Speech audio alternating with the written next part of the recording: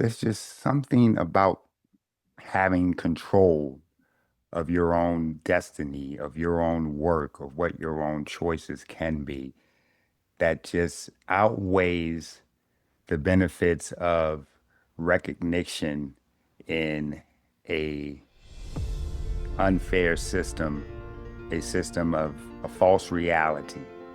You just rather be more authentic in your appreciation. Simply asking, he was writing something that was questioning inflation and writing about that, and something made me want to look behind the curtain and say, yeah, what is it?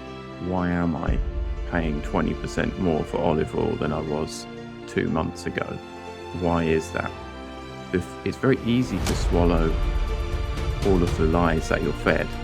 Just, oh, it's this war, oh, it's this energy crisis, it's always some kind of, oh, it's the climate, it's some kind of temporary Bitcoin is money, but it's very hard to get funding for your business or your project because there's no free money in Bitcoin. There's no VC funds spraying money around because they need to pump up their future potential value. I think I've moved away from wanting the big book deal with Penguin Random House and to be the let's go on the talk shows and get top billing at this literary festival, because I don't really get on with the industry. I think it's a dinosaur industry that is eating itself. I wanted to just write that piece because I was really inspired and I loved being at the film festival so much and all the people I met. It was great. And I just wanted to write something that was a bit real. Welcome to another episode of Share Your Bitcoin Journey, presented by Bitcoin for the Arts. I am Dion Wilson, the founder and executive director of Bitcoin for the Arts, a 501c3 nonprofit empowering artists with Bitcoin grants, education, and sovereign funding tools. Today, we have the pleasure of speaking with a writer, editor, ghostwriter, and founder of one of the most important publishing experiments happening anywhere in the Bitcoin space. Known across X, LinkedIn, and Nostra as Human Writer 21, his work has reached millions of readers and shaped the public voice of dozens of Bitcoin founders, neobanks, and policy thinkers. He is the creator and lead editor of 21 Futures, the world's first Bitcoin fiction anthology project, now an imprint of the Consensus Network. His anthologies, Time Chain and Financial Fallout, have introduced an entire generation of readers to sound money through stories. His next project, Notoroid Saga, is bringing Bitcoin into animated films. Beyond the page, he is organizing the Gran Canaria Bitcoin community, runs the Proof of Walks meetups, and recently delivered a keynote at Bitcoin Ireland called Solving Bitcoin's Biggest Problems Through Human-to-Human Communication. In this conversation, he shares his personal journey from journalist writer in the UK to full-time Bitcoin author, living on a Bitcoin standard in Spain, why he believes the next decade of Bitcoin adoption belongs to storytellers and not engineers. He now is paying authors and artists in Bitcoin through 21 Futures and what the Notoroid Saga will mean for the future of Bitcoin film. His story is articulate, principled, and full of wisdom for any writer, editor, or storyteller who has ever wondered whether the work they do has a future on the Bitcoin standard. Without further ado, welcome to the show, Philip Charter. Welcome, Philip. Thank you so much. Thank you. Thanks for having me, Dion. I'm really excited to be here and to talk about culture and the arts. And thank you for that wonderful introduction, a rather long introduction of everything that I've ever done. It's given me a bit of a panic attack about all these different projects that I'm trying to run, and some of them are escaping me and some of them are going on track. So yeah, lots to do and lots to get into. So you describe yourself as a writer, editor, and ghostwriter who escaped the dystopian British weather for the Gran Canaria. Before any of the Bitcoin work, take us back. Who were you as a writer? Yeah, my writing started. It actually first started when I worked an office job in London around at the end of the 2000s. I'm slightly older than I look, perhaps, if people are watching the video, but I was working in advertising as a first job after university. And I started writing a typical, what is now a typical blog, but at the time I couldn't find anyone else doing it, which was basically a blog to complain about my, corporate life, about how terrible advertising was and how everyone was stuck in his cubicle farm, sniffing their own farts and patting each other on the back, saying how brilliant they were. So I wrote this kind of sarcastic blog and just started pumping out words and experimenting with like how to publish online. And I think that was my first sort of experience of writing and publishing. Now I thought there would be tons of people, especially in America as well, writing these kinds of blogs. But back in 2007, 2008, the blogosphere was quite fractured and it wasn't easy to find things. Like nothing was findable. There was no index. There was no like easy platforms like Medium or something where you could find like what's trending and what's big. So I didn't really connect with any other writers, and that happened when I started to write fiction, which was really when I left London and started traveling. So yeah, I got into fiction writing and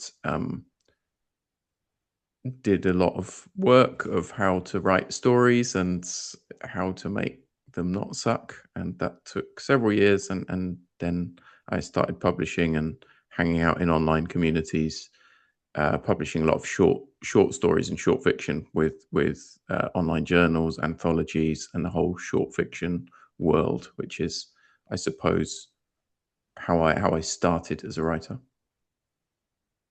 You moved from the UK to Gran Canaria and have built a real life there, a community there, and the Proof of Walk meetup there. What made you choose Gran Canaria, and what does the geography of where you live now have to do with how you think about freedom? Yeah, great question about freedom. I first moved to Spain in 2016 and was living and working in a few different places on the peninsula, so in the mainland of Spain. And during COVID, I was looking for a place that I could work remotely and escape the bad British weather. I haven't really lived in the UK since about 2010 or no, 2011, I think. I've lived in lots of different places around the world, and of course, I've gone back to the UK. But during COVID, I was there in Blighty and was looking for sunny places to base myself, basically. And it was kind of complicated because of Brexit, the UK leaving Europe. But as I was already a resident of Spain, I was able to continue living in the Canary Islands, which is part of Spain, without too much issue. So I decided to sort of move there and try it out. And yeah, I think freedom is a good word. On the one hand, Spain is very tightly controlled and is a nightmare bureaucratically and has a very captured perspective in a lot of ways. Most normal people here, but there is a great freedom of living in this island paradise, and the geography is beautiful and great, and I feel somewhat free living next to the beach and in a place where I think people's minds here in Canaries especially is a bit more like an island mindset, a kind of subtropical or tropical island mindset of they don't want to live anywhere else because here is great, and they like just the simple things in life of meeting friends, being outside, trying to be healthy, that's what I gain out of being here. It's kind of a complicated story, I guess, Spain and the culture and how Canaries is different. But for me, this was a an intermediate step towards being freer and being more sovereign. You have 7 books published, and you own your own name across fiction and nonfiction. Your fiction has been translated into multiple languages and won the international prizes. Uh, what do you think the literary world taught you that has carried directly into how you write inside the Bitcoin space? Yeah, I think writing for yourself is great, and that's the place where every artist and writer should start. Is creating what they want. But as you develop, you learn about publishing, whether that's galleries for physical artists or film festivals for filmmakers. And in the book world, it's publishing, be that small independent publishers, be that online zines or big the publishing industry that puts out books. So I think I learned like how that works with short fiction. Short fiction is quite a difficult medium to sell. Funnily enough, it actually used to be like the rock stars of writing were short fiction writers. Hemingway's and Fitzgerald and Mark Twain and many other non-American writers too. But something changed in the 20th century. I think it's mostly that we move towards stories which fit into 90-minute films, and that translates to the novel. The 3-act structure of movies is often quite similar to the shape of the stories in novels, and short fiction really has died a death in terms of being like a commercial product. I never really wanted to earn money, and I didn't do it for a commercial reason. But I think learning more about how publishing works has shaped what I do now in the Bitcoin space. I suppose what I do fits into two silos. One is the writing for founders and companies, which is more content writing, and in that I try to imbue that with stories. That's one side of things, and the other is working with 21 Futures and Consensus, the publisher, to help authors put their great stories and books out into the world. And certainly on the publishing side of that, I think I've moved away from wanting the big book deal with Penguin Random House and to be the let's go on the talk shows and get a top billing at this literary festival, because I don't really get on with the industry. I think it's a dinosaur industry that is sort of eating itself, and it's very old fashioned, and it's not long for this world. We have all of these other ways to publish which allow people to be more in control, more sovereign. That there are upsides and downsides, but yeah, personally, I think being in control of your own publishing is very important for artists, for writers, and that's something that I advocate for in the Bitcoin space.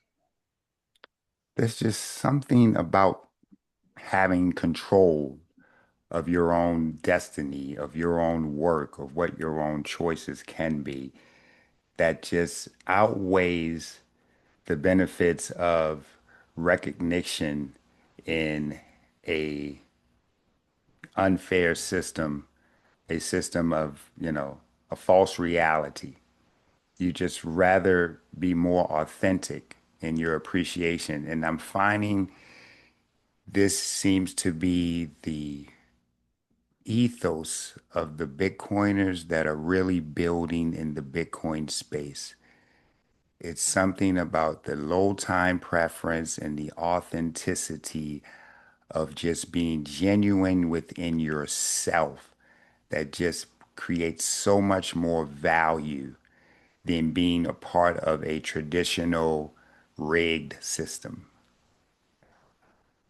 Yeah, I think yeah, right on. I agree with you. I think It's mostly out of necessity. I think if you're a realist, all Bitcoin content pretty much is locked out of traditional media, traditional publishing. Maybe a couple of academic, presses and publishing houses are sort of thinking about it, but they usually go towards crypto and blockchain. In Hmm. terms of major publishers, major record labels and things, they're not interested in what they see as a niche, maxi Bitcoin mindset. And I met so many of the great artists who were exhibiting at Bitcoin BTC Prague, sorry, and they're not ever going to be exhibiting in a town hall gallery of sort of watercolor landscapes and then like a bank on fire or something. It doesn't go together. So they've had to develop the means to, I mean, they've built marketplaces, they've built the digital means to like distribute their work, to get value from other people and to share that. And I think, yeah, everyone building in the Bitcoin space has to do that. So it's kind of out of necessity, but yes, it's more rewarding that you're not working for crumbs. You're working in a pretty small ecosystem, but one which is at least supportive and sovereign. When you first encountered Bitcoin, was it through your writing work, through a specific book or a thinker, or through something completely outside of the technical world? Yeah, I mean, I'm not a technical person. I'm not a developer, and I often write diatribes about how all of these cypherpunk developers are talking to themselves or talking in a way that people who are non-devs don't understand, and that's part of how I try to help the ecosystem. Um, how did I come to it? Through Nico Laamanen, who runs Consensus Publishing House. He was a client of mine. I was helping him with his own personal writing, and I knew nothing about Bitcoin and nothing about money, nothing about finance, nothing about how it worked. And through working with him, I mean, the great thing was like he set up and founded Consensus Network, which has a different ethos. He was suddenly saying, just have all these books. Just I'll send you all the e-copies of these books. Just read them. And he was quite gently with how he introduced me to a lot of these concepts. And being a book person, I read them and I found them interesting, and I started asking questions, and then hundreds of rabbit holes started opening up. But yeah, in about the space of about 3 or 4 years, I went from that, like a zero knowledge, to working full time in Bitcoin and like wanting to devote all of my time and energy to it. So I think it was like an exponential learning curve that really ramped up after that first contact. And funnily enough, I was just reading Knut Svanholm's book, Everything Divided by 21 Million, which was the first book that Nico recommended and that I read. And I just got a physical copy of it and was like reminding myself of it. So yeah, I'm trying to fill up this bookshelf behind me with even more Bitcoin books. There's a moment of every Bitcoiner when the orange pill actually lands. The light comes on and you cannot unsee it. Walk us through that moment. Yeah, I remember it precisely, and you're right, it was a precise moment, and it was talking with Nico in one of these sessions about inflation. This was during the rampant inflation of COVID and money printing in 2020. What would have been 21 or maybe even early 22, and just simply asking. He was writing something that was questioning inflation and writing about that, and something made me want to look behind the curtain and say, yeah, what is it? Why am I paying 20% more for olive oil than I was 2 months ago? Why is that? And it's very easy to swallow all of the lies that you're fed of just, oh, well, it's this war, oh, it's this energy crisis, it's always some kind of, oh, it's a climate, it's some kind of temporary issue, rather than a group of unelected officials pushing a button and deciding to print more money. So that was the moment where I thought, I'm going to look into this. Then I started reading a lot more Bitcoin books, money books, and I haven't stopped since. And even though I'm probably someone who's read on average many more Bitcoin books than the average pleb, there's still so much more to get into and explore. And I never have enough time. My reading list just grows rather than reduces. The Bitcoin rabbit hole is deep, isn't it? It's like one thing just leads to another, and you just keep going and going and going, and it's like there's no end. Yeah, I I mean, understand. I'm not a technical guy. I don't know about you. And I always thought, oh, well, I'll just leave all that stuff. I don't need to know how mining works, and I just trust that it's all. But it gets you because suddenly you're working on a project which is like a mining company. It's like, oh well, now I've got tons Hmm. more to learn. More recently, I've been working with white noise and on private chats and like Nostr end-to-end encryption and stuff like that. So there's no escape. There's no escape. You just gotta. There's a new rabbit hole and you have to go through it, and it's time consuming, but it gives you something to. Your keynote at Bitcoin Ireland was titled Solving Bitcoin's Biggest Problem Through Human to Human Communication. H2H, not P2P. Lay out the thesis for our audience. What is Bitcoin's biggest problem, and why do you believe stories are the solution and not better technical explanations? I think better technical explanations are necessary, but Bitcoin itself, or well, I should say, even specific products and services within the Bitcoin ecosystem, let alone the wider Bitcoin network and how complex that is, they don't work like traditional products and services in the normal B2C world, the normal business to consumer world, where everything is done with UX and UI and storytelling and great copy and huge teams of marketing and decades of making things, of refining things. Everything is done on that front to make things easy and simple, nice and simple, so that when you point and click, it just works, and it's intuitive. That it's simple. It's not that Netflix is particularly simple thing. It's not. It's just been designed through a lot of investment in time and energy and money to make it that way, so that my mum can log into Netflix and watch what she wants. And she's definitely not a technical person.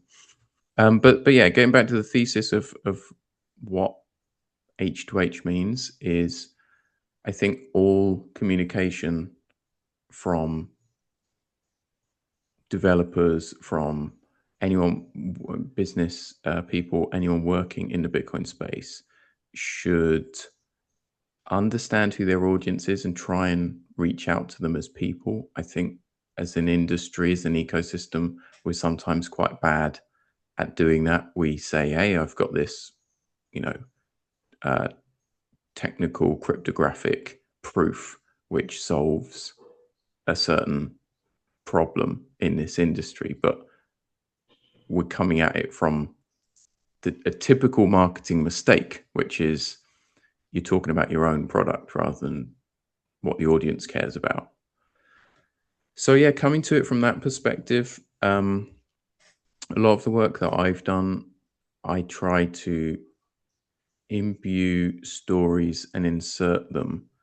Can be hard in Bitcoin because people are keen on privacy. They don't want to share, hey, our user has done this or said this.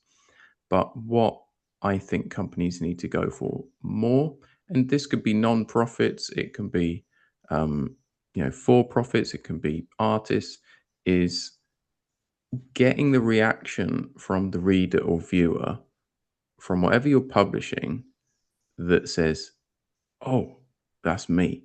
Yeah, that person's like me. That I get that."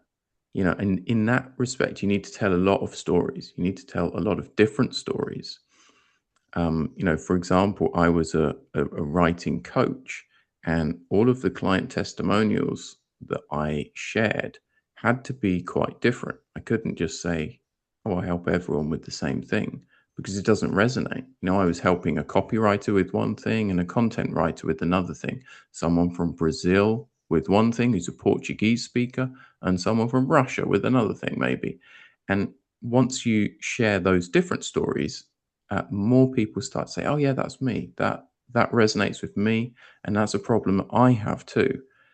So I think if you do that, um, you can get great results. And a very quick example is I saw the other day Brains, the mining software company based in the Czech Republic. They were celebrating the fact that a solo miner had used their hash rate marketplace to buy a hash rate and had won a block. And they tracked this person down and said, can we share that it was you? And they'd given him a trophy and done this big write up about how, like told a story about, wasn't just, "Oh, cool, that person's rich." It's like they told the story of how it happened, of what it meant to him. And I just thought that was a really good example of, I was sitting there thinking, "That's me. I want one of those trophies. I want to buy a hash rate from Brains. Like this is a problem I have. This is something that I could do." So yeah, I think that's one example, and there's many more, but especially from companies, especially from founders, um, more stories which resonate with your audience, so they can go, "Oh, I do care about that. Okay, that's why I should care." We couldn't agree with you more. That is exactly why we are here. That is exactly what we are doing at Bitcoin for the Arts. Good to hear. Good to hear. We are sharing artists' stories and not just one particular artist, but all genres and all disciplines of art because we feel that somebody's story will resonate with someone and someone else's story will resonate with someone else. And it's very important to let people hear these stories because these journeys are important because people can relate to these journeys and understand that they are not alone in the world in their thinking and ways to try to better themselves in the economies and the systems that we have no choice but to live in. So I agree with you wholeheartedly. These stories are very important. You ghostwrite. Yeah, and I think Mm, go ahead. sorry, just to jump in on that very, very quickly. Just I like the word journey. Maybe it's in danger of being overused, like many terms, but I think it still holds true.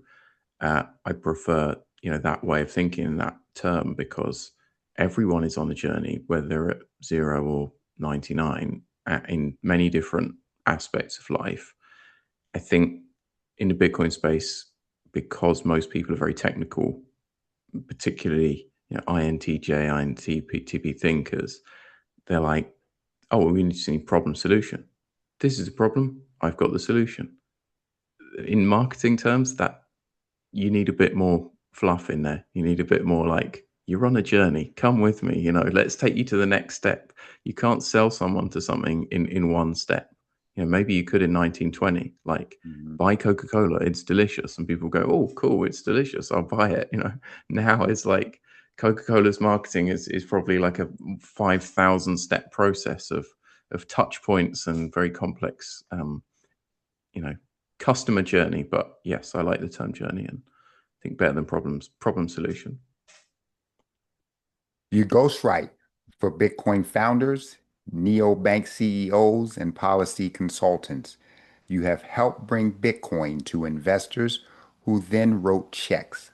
From inside of that work, what do most Bitcoin founders get wrong about their own communications, and what shifts when you fix it? Uh, I think much of this is done via LinkedIn, which might be surprising, and it's not a very arty topic to talk about, but LinkedIn, for all its faults, is a great way to connect with people in your small network. And in terms of the B2B Bitcoin space, it's really excellent for that. So I think the first error would be discounting platforms which are outside the echo chamber, outside of Nostra and X. Secondly, the like typical founders, if they're technical people, just don't have the confidence or skill to publish, so they just don't do it.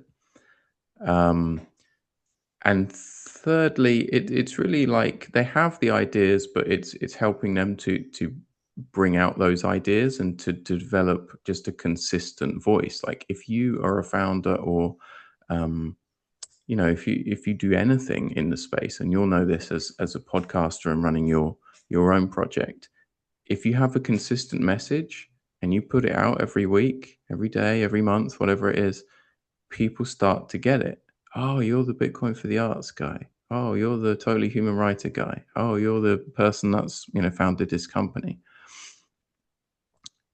Sometimes I think if you're publishing a very in-depth op-ed or an article or a newsletter, people might not even read it, but just seeing that you're willing to put the work in and to publish something so in depth that shares your expertise and your opinion, I think that's important. Differentiates you from AI if you are actually saying, hey, this is my personal experience running this team. This is my experience having a problem, building this company, and here's how I solved it. Those kind of things help build trust, especially with partners, investors. And I think in Bitcoin, everybody's a potential partner because everything's connecting up. Everything is like, oh, well, we could work together. We could do this together, and it would be more powerful. I'd say there's a massive gap in funding, but people are like, cool, let's partner up and let's work together. And then they start looking around at how are we gonna pay for this? But that's another issue. Your professional brand is totally human writer, in a deliberate contrast to AI. As generative AI floods the content space with frictionless text, what do you believe is the long-term moat for human writers? And what does an AI-saturated world mean for the value of human-authored Bitcoin storytelling? Yeah, I get asked this question quite a bit because of my name, and I'm certainly not anti-AI. I'm not a Luddite. I use it for certain tasks to research, to maybe iterate ideas, for it to ask me questions. I find that helpful, but I don't use it to generate text. What was the question? How is it going to affect writing? I think it will strip out Yes, the bottom. basically, how does the AI saturated market affect, the value that people will perceive for an human authored Bitcoin story? I think in terms of the market, it will strip out 80% or more of what humans previously needed to work on and write. And I think that's true for any industry other than maybe physical things like building a house or being a personal trainer. So for knowledge work, I think it's going to take the bottom 50%. It's already done, in terms of the mechanical tasks of being a lawyer or even being a teacher or something. And then it starts to encroach on the next bit. So I always look outside of the black box. If you think of AI as a machine, as a box, it needs input, and that input is pre-existing published digital content. And there is a lot outside of that which is still valuable, and that comes down to the input of human experience, of biological lived experience, of stories, of our opinions, things which a machine could say, well, I don't know that because I'm not you. I don't know what your opinion is.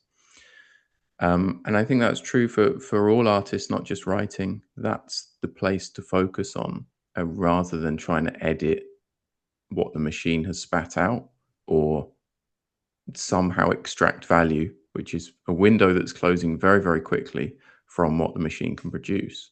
So in terms of value, I think writing and art will be more valuable than ever in the age of AI. We're currently going through a couple of years where everyone and his dog is very obsessed about trying to quickly extract value. Oh, I can vibe code an app. Let's publish it. Let's get it out. Or maybe, I can get some subscriptions and earn some money. Or I can put together this workflow where somebody can automate, and earn like cents on a dollar or whatever, or maybe that will be valuable. And because everyone can do that and is doing it, that value trends, everything trends to the marginal cost of production, like Jeff Booth says, to my mind. So I think it's better to focus on the long term, of what you can build, which adds value or which is independent of AI. And that's not to say that you shouldn't use AI to help you with that process and to speed things up and to perform mechanical tasks. It certainly can very well. But yeah, I would say we've sort of gone from the stage of, oh, hey, we've got turnkey blogs, billions of them flooding the internet, to now, oh, we've got vibe coded apps flooding the internet and nobody's using them. So, what's the value in that? Well, we'll have to see how people develop that. But it's certainly a turbulent time in pretty much all industries, but definitely in creative industries, because that's something which people with a very high time preference, like company CEOs, when they've got their quarterly figures to fill in, think, hey, let's fire the marketing department and just use ChatGPT because I can save 50K. Well, you can, but long term, that's not a good idea. So I think we're still in that kind of phase where everybody is figuring out the balance between short and long term gains and use of AI. But yeah, I'm kind of bullish on like what it really means. I mean, imagine, I think in real life experiences are invaluable now. I mean, I could imagine events where I would pay handsomely to go to like a storytelling event, like they do with the Moth and these podcasts, story slams, because I want to see a real person telling a real story about their real life. And that becomes more valuable than it is today because so few people will know how to do it. So I think the value will be high, but how to get that value, how to get paid for what you do is forever a challenge. It's like a homemade cake versus a store-bought cake. Yeah, you got the smell from your That's mum's it. kitchen. You Yeah. got the making it together with her or whatever. So yeah, agree. 21 Futures started in late 2022 as an idea for a single book and has grown into a multi-anthology imprint of the Consensus Network. Take us back to the very beginning. What was the moment you realized Bitcoin needed its own fiction tradition and that no one else was going to build it? Yeah, I mean, I should say that there were works of Bitcoin fiction and certainly freedom fiction, as I call it, like the broader themes before that. And none of them were well known or particularly well written. And one of my bugbears about Bitcoin and stories is that everybody wants to tell the story of Satoshi. And to my mind, it's a story that we don't need to tell, and that it's better if we just leave that alone and focus on other stories, because we're all just guessing. And I think if you do know, or if you do present a Satoshi story, it kind of detracts from Bitcoin's myth and decentralized nature. So yeah, I wanted to. How did the book start? I noticed, I guess back then that really, I wanted to bridge the gap between technical Bitcoin explanations and how-tos and non-fiction works and normies or people who are at least crypto or Bitcoin curious with stories. It turns out that the book was consumed more within the Bitcoin space. I've personally sold it to people who are not Bitcoiners, and I hope that they've at least read and it sparked a little bit of imaginations. But it's that journey. It's like, oh, well, hey, I know this guy that edited a book of sci-fi stories, and I read one, and it's kind of interesting, and then I looked up this term. That's just the first little step, the seeds that you're planting. So that was the idea, is to try and plant those seeds in the heads of whoever reads the book. And then, yeah, it transformed into a second book, into a website with a blog where we publish stories. We have audio books now, social accounts, and working slowly, maybe, but working towards turning some of these stories into films. Time Chain in 2023, Financial Fallout in 2025, a third anthology in the work. You have paid over $4,000 to authors and artists in the process. What does it mean for you that 21 Futures pays authors in Bitcoin? And what does that change for the writers who work with you? It's massive, and I can tell you that when I first was paid $10, I think, for a story that I submitted to some online magazine or some anthology, even if it's a token payment, and in fiction writing, basically very few people are making a living from it, especially if it's short fiction. Even a token payment is such a big boost that some editor has seen true value, and readers too, in your work, that you've been paid. It's massive. So I wanted to do that. Our anthology writers have been paid for being in the anthology. They also keep the copyright to their story. And the same on our website as well. If I, decide to publish a review, an opinion article, or a story on the website that I think resonates, then it's nice for writers to be paid. I think a lot of Bitcoiners, they're quite new to writing fiction, or they're quite new to publishing. So if they get that boost of being paid, they say, this is something I can devote more time and effort to. This is how I can develop. This is something I want to do more of, and that my work is valuable. So, yeah, it's really cool to be able to do that, and I hope we can pay lots more authors, and that eventually those authors will find our publishing house and say, I need help. I need an editor. I need help publishing this great novel about, which includes some aspect of freedom, libertarianism, Bitcoin. That's the idea. You have called 21 Futures freedom fiction and explicitly broadened the project from sound money to the full freedom community, privacy tech, self sovereignty, free cities, libertarian ideals. Why was that expansion important? And what kind of stories are you actively looking for now that you were not seeking out at the start? It's important because Bitcoin anything, Bitcoin for the arts, Bitcoin fiction, Bitcoin conferences have a time frame. They have a short time window. Yes, you could say we go to tech conferences or internet conferences.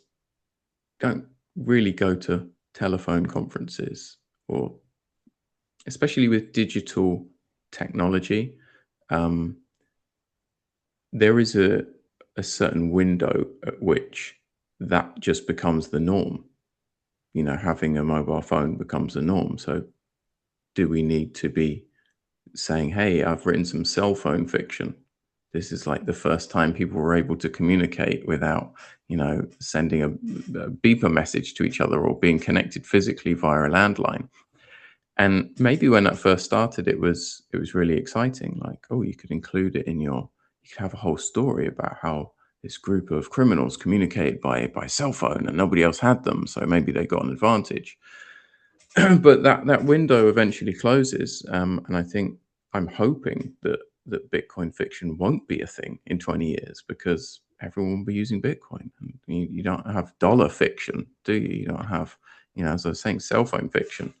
So freedom fiction has been a long time running. There was especially sci-fi writers, classic sci-fi writers, Ray Bradbury, maybe Robert Heinlein, um, Werner Vinge, many, many more who are writing on these ideals of freedom, of small government and being sovereign communities. I think The Moon is a Harsh Mistress is a great example of a freedom fiction book. If anyone wants to read that, that's by Robert Heinlein, which sort of predicts a decentralized form of protest and rebellion that actually comes off and works. And there's so many parallels with Bitcoin. It's interesting. And it was published in like 1959 or 1960 or something. So it's wild that somebody could have such a great message and foresight to understand. It's set in 2021 something, I think. But yeah, that's why I think ultimately the underlying message of Bitcoin is freedom, and that's why we want to go bigger with it. I think there's more scope for Bitcoin fitting into stories. And we'll see more works of fiction like that. I think, like Seyfedin put out his fiction book, The Gold Standard, and Lynn Auden has written a fiction book. So they don't need to be specifically about Bitcoin, but they can touch on those aspects of freedom. You run 21 Futures as a hybrid publisher. Authors come to you with manuscripts. You provide editing, cover, typesettings, marketing, and they keep 100% of their royalties. Walk us through how a freedom fiction author should think about working with an imprint like 21 Futures and what kind of writer is the right fit. It's a difficult one for writers because pre golden age of self-publishing, back in when I started writing, paying to be published or paying to publish yourself was a big no-no and a big red flag. And you'd say, oh, this vanity publishing, they're scamming me for money, and then just any old book can be published. So I would say, what's the profile of a writer who should do that? Somebody who wants to ensure high quality standards of the work that they put out. Somebody who takes their book seriously enough to devote budget for it, and also to devote time for it. And they're levers, right? You can publish something for free on Amazon if you do all the learning, if you do all the work, if you do all the quality control yourself. Or you can outsource it all for a higher cost and do less of the time input yourself. So probably an author who thinks that they need to save on some of that time. They don't have 2 years to learn how KDP keywords work and what makes a good book cover and how to design it. And somebody who takes their project seriously. I do say to authors, be aware of someone who will just take your money. If you go to a publisher and they say, yeah, great, we have a package, it costs 15K, here it is. They don't care about your work. They don't care about whether your book sells one copy or 10,000 copies. They could not care less. They get paid either way. And I think a good hybrid publisher, and I put consensus in this category, is one that only works on projects that align with their vision because they want that book to succeed. If there's a great Bitcoin book, if there's a great freedom fiction book, I personally and everyone else at Consensus wants it to do well. We're invested in it in terms of the message. So that's what I would say is you have to decide what's the right publishing route for you. Hybrid publishing isn't right for everyone, but I think certainly within the freedom space, it's a very good option because people can be quite selective about what they choose and how they publish, and they get to maintain complete control of the project. The Notoroid Saga is the next chapter for 21 Futures, an animated short film project. For our listeners who have not followed the campaign, what is the story you are telling with the Notoroid Saga, and why animation as the medium? Yeah, I'm not sure how we decided to make a film of it. That's a good point. I think it was something to do with Bitcoin Film Fest and deciding to go there and saying let's enter the pitch competition. And we decided on one of the stories from the first anthology as a sort of pilot. So this project has been going on a while, and I would say it's kind of not necessarily on the back burner, but we're working on it behind the scenes. I think that was just the most visual of the stories that stood out to me. It made me sort of sit up, and I was really imagining it as an animation in my head. And I've always thought that 21 Futures has some kind of synergy with the anthology short animation show Love, Death and Robots. I don't know if you've ever seen that I think it's on Netflix, has several seasons of short animations which all tell different stories, different futuristic stories. And yeah, I've always thought, oh, it'd be amazing to have something like that in the Bitcoin space, in the freedom space. And I think the first step of that is getting a good quality short animation made of one of the stories. That may spiral into its own universe and something much bigger because, Nico, who is the writer of that story, is already working on books, novels, screenplays, lots of different elements to that universe. So that's what we're working on, trying to raise funding, maybe find a sponsor who aligns with that project, so that we can get the funds together to actually hire a director and an animator and make a 10-20 minute short that's really cool, that there's a window to the kinds of stories that could come after. You wrote a piece called Diaries of an Imposter Filmmaker after the Bitcoin Film Fest 25, documenting your honest experience of trying to earn funding inside the Bitcoin film scene. What did you learn at that festival that no one in the Bitcoin film conversation is saying out loud? I think it probably ties in with the funding, the lack of funding or the difficulty with funding that I was talking about. And I've been thinking about that a lot recently. Bitcoin is money, but it's very hard to get funding for your business or your project because there's no free money in Bitcoin. There's no like VC funds spraying money around because they need to pump up their future potential value. I wanted to just write that piece because I was really inspired and I loved being at the film festival so much and all the people I met. It was great.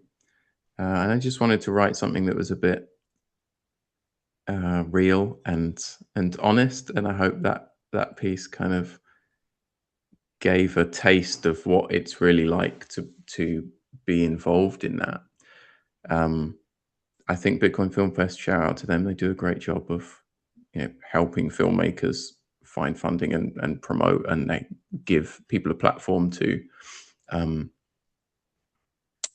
to develop their projects. It's not something that I know a lot about because I'm a writer and a publisher, and I don't usually operate in the world of like knowing who to ask for funding and how to get it.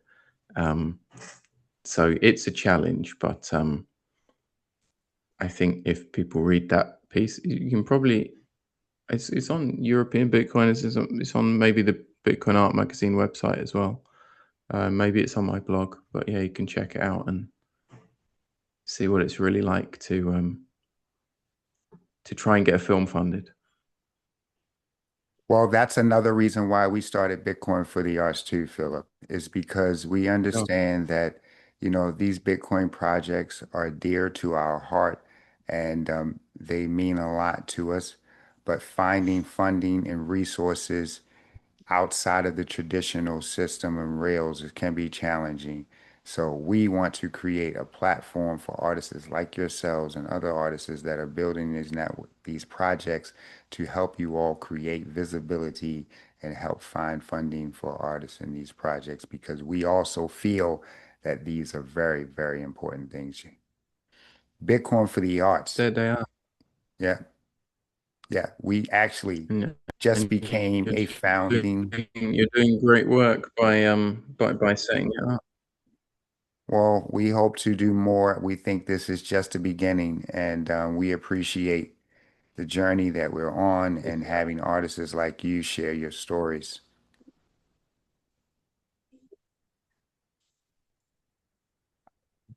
Bitcoin for the Arts just became the founding sponsor Yes, sir. for a $6 billion man, the Eugene Jerrick Assange documentary that was financed by the Bitcoin community after the traditional gatekeepers blocked it. What do you see when you look at Bitcoin funded films right now? And where do you think it needs to go in the next 5 years to actually take cultural ground? Well, I think we need more organizations like yours, Dion. I think we need organizations that are involved in being a bridge between the filmmakers, the artists that are actually doing things on the ground and where funding comes from. And I think that's a big question that nobody's really answering in the Bitcoin space. It's like, yes, there are VC funds, but they're interested in exchanges and proven, ways to earn big bucks. Yes, there are big institutions like Strategy, but they don't seem to care about funding software development, let alone culture in Bitcoin. And yes, there are whales, but they're either asleep or selling Bitcoin right now. So I think we need to find the mechanics, and I would put into that box uh, institutions like OpenSats as well, who have found a way to deliver funding and do great work, like supporting software developers. And I think we need more of that for filmmakers and other artists. Yeah, how that gets done, I think, is networking and getting to know the right people and sharing the long term vision and sharing the long term incentives to actually fund grassroots, whatever it is, building or culture in Bitcoin, um, because the fiat world certainly isn't going to do it, and that's the challenge that we all face. You have built the Grand Connery Bitcoin community by hand, monthly meetups, the proof of walk gatherings, your own work as an organizer alongside the writing. What have you learned about building a real generous Bitcoin community in a small place that the big conferences would miss? think I'm probably not the authority on building a community. I mean, just showing up and being consistent and being open and friendly brings people to the party. It's very important to share what you're doing, even if normies are looking at that and saying, "Oh, there's a Bitcoin meetup. Oh, that's a scam. Oh, I'm not. What's a Bitcoin walk? You know, what the hell's that?" Just seeing that those kinds of things are happening legitimizes Bitcoin. And I should say, Bitcoin in the Canaries is kind of, or understanding of Bitcoin is quite behind the rest of Spain, and that's perhaps behind other European countries like Czechia and Germany and the UK. Spain tends to be a bit more crypto focused. Of let's trade, let's get rich now. That's the need. As for the community, yeah, I think being consistent, showing up, being friendly, and making incentives align. One of the things we struggle with, and I think every community owner or community runner struggles with, is, well, how am I going to invest this time to something which is not a commercial entity? I don't want to earn money from people, paying to come to a meetup or something. But speaking with Jordi, Jon Esteves at Satlantis, and he was at Bitcoin Island as well, based in Barcelona, and he runs a great community there. He believes that we should be charging people because that actually creates the incentive to continue to put your time into it and to develop the value for community members. So I kind of agree with that, and I think ideally going forward, you think any film lovers community or something in a major US city, well, you'd want to have money involved, changing hands, to actually incentivize people to do the work and to keep that community valuable and running. So I think that's ultimately what needs to happen in Bitcoin communities. It's quite nascent at the moment, so just getting people to have a drink. I was playing the Block Hunters board game with some new members like last time in the bar, and we're trying to set up a talk at the university, which is actually the first university in the world to offer a master's in Bitcoin. And that's based in their headquarters is in Las Palmas. So yeah, we're trying to get talks set up there, do some workshops, and bring more people along to meetups and get them to join. So yeah, it's all hands to the pump and try and do things when you can. I agree. It's all about building a community through the meetups. This is how we really, you know, orange pill the world. We start on the community level and we slowly emerge to the global standard. And I love the fact that there's so many Bitcoiners and so many meetups now. And it's a wonderful thing to see. If you could sit down with a version of yourself who first decided that they would have a career as a writer and tell him one thing about money, sovereignty, and what is coming, what would you tell him? Um, I'm not sure I would change too much, or I have one great piece of advice or lesson. I've liked learning things the hard way, and each lesson, each step I've taken on my journey to get where I am has been a lesson that I've learned from, and something I've taken something from, and has made me a better writer or a better business person maybe. um yeah, I would probably say to go, to not have a plan B, and to go full force freelance as soon as possible. I think we're all a bit risk averse, some people more than others. But if you don't have a plan B and you've got to get a client or you've got to finish your book, then you damn well do it. So that's my philosophy. Is I would say take more risk and really go for it. Back yourself to make things work, because when you need to, that's when you usually get the kinds of wins that you need. Philip, where can our viewers find you? Well, if your viewers ever come to Gran Canaria, then you can probably find me on the beach at a Bitcoin meetup. Online, as you said, on X, I am Human Writer 21.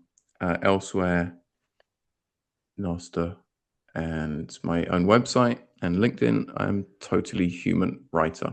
So my website, totallyhumanwriter.com, has got all the links and places people can find me. If anyone's interested in publishing a book or talking, just getting some advice about publishing or marketing, just get in touch and you can find out more about 21 Futures and many other books and projects on consensus.net, and that's consensus with a K. Last question we ask every guest this on Share Your Bitcoin Journey. If a $500 to $2,000 Bitcoin micro grant from Bitcoin for the Arts landed in your wallet tomorrow, what would it unlock for you as a creator? It would unlock the confidence to really go for it and follow through on the No Droid Saga film. I think we've got some funding for it, which is a good start. That kind of money would give me the confidence that the project would be funded and we can go full steam ahead and really like find one sponsor and start moving on it. I think with all of the different projects that I do, and it's probably true of a lot of your guests and listeners, you have to focus on one over another.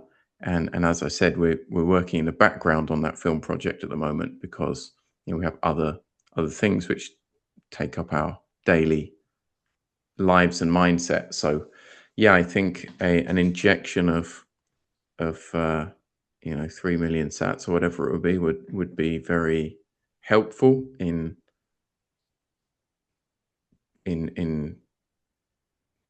making that project a reality. Thank you for joining us today, Philip. Thank you all. This is another episode of Share Your Bitcoin Journey presented by Bitcoin for the Arts. Please do visit our website, bitcoinforthearts.org. We do need your support. Until next time.